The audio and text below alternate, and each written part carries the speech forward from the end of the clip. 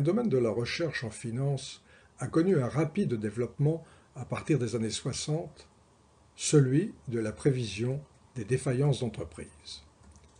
Il suffit de penser aux travaux pionniers de Beaver ou de Altman.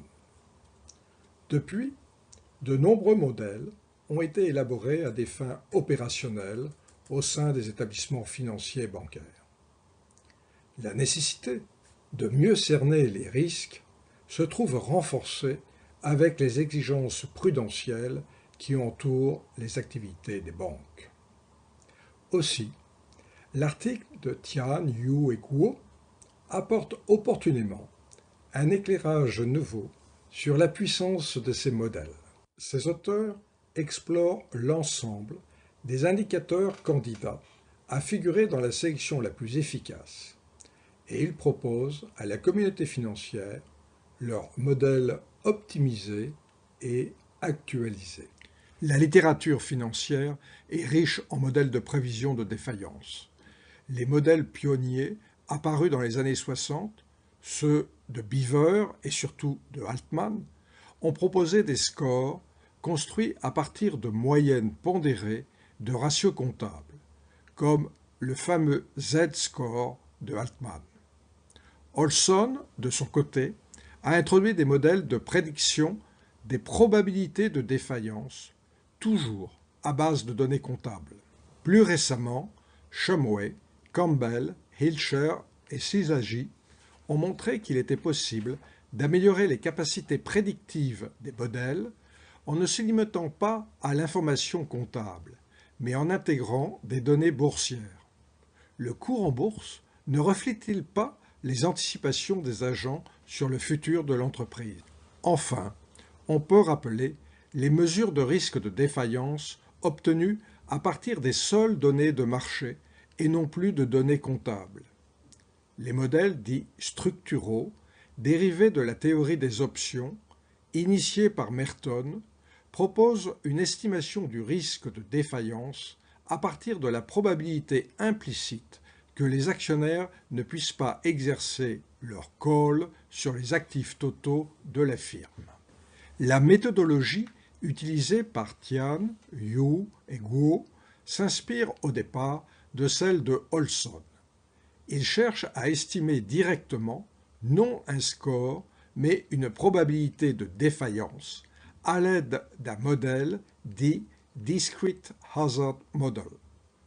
Les variables X explicatives qui influent peuvent être aussi bien comptables que boursières, à l'image des modèles mixtes de Shumway ou de Campbell et les autres. La véritable innovation vient de la méthode d'estimation des coefficients de la fonction. Les auteurs recourent à la technique dite du shrinkage ou encore ici l'ASSO, Least Absolute Shrinkage and Selection Operator, développé par Tibshirani. En imposant une contrainte sur la somme des valeurs absolues des coefficients, on force le modèle, en fonction de l'intensité de cette contrainte, à ne faire apparaître que les variables au pouvoir explicatif le plus fort. La technique évite l'arbitraire propre à d'autres approches, comme la régression stepwise. En desserrant la contrainte, les coefficients, au départ tous nuls, prennent des valeurs positives ou négatives en fonction de l'importance de la variable considérée. Ainsi, on peut faire apparaître de manière ordonnée les variables les plus intéressantes et, en arrêtant un seuil de sélection, retenir les plus pertinentes. Tian, Yu et Guo ont utilisé pour leur étude un échantillon très large de 17 570 entreprises américaines, dont 1383 ont connu, à un mois particulier, une défaillance, soit selon les procédures dites du chapitre 7, soit selon la procédure dite du chapitre 11 de la loi américaine. La période de cette étude couvre les années 1980 à 2009. Concernant les données comptables, elles proviennent de la base CompuStat. et elles ont été prises en compte comme connues du public lorsqu'elles étaient âgées de 4 mois suivant la fin de l'exercice comptable. Les auteurs ont calculé au départ un grand nombre d'indicateurs susceptibles d'influer la probabilité de défaillance. On en trouve 39, généralement présents d'ailleurs dans la littérature financière, et on peut les regrouper en 7 grandes catégories. Les plus nombreux sont des ratios comptables, mais des informations boursières viennent les compléter, comme le logarithme du cours boursier, la volatilité quotidienne du cours calculée sur les 3 derniers mois, ou encore le ratio Market to Book Value, valeur de marché divisée par valeur comptable des fonds propres. Le résultat principal obtenu par Tian, Liu et Guo est de montrer que 7 indicateurs apportent le plus d'informations.